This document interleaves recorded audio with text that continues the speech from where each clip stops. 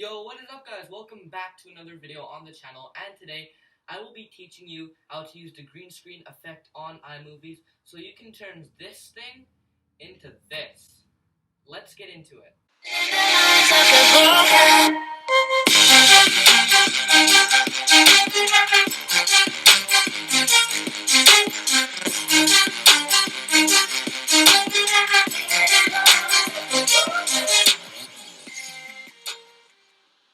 So step one would be to record your clip. For me, this is the clip that I will be using. Bear with me, I know it's dark. What you want to do is that you want to record your clip, and then once you're done that, bring the clip into iMovies, which will be showing right now. So once you are done recording your clip and you've brought that into iMovies, you can now go on the internet and search for the kind of picture you want to put in the back of your green screen.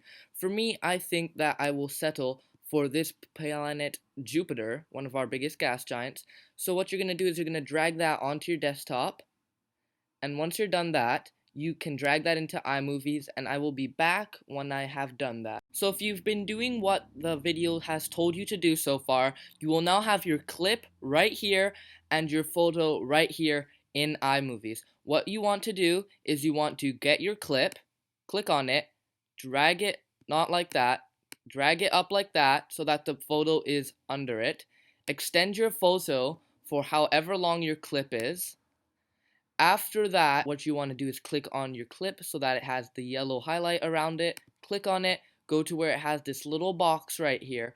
Click on that and select green, blue screen, which will be under cutaway. Once you've done that, it will show up like this, which is not how you want it, but there's an easy fix to it. If it does show up like this for you, click the eraser icon and then click the back of your green screen like this. So now you have your working green screen, and I hope you've enjoyed the video and you found it helpful.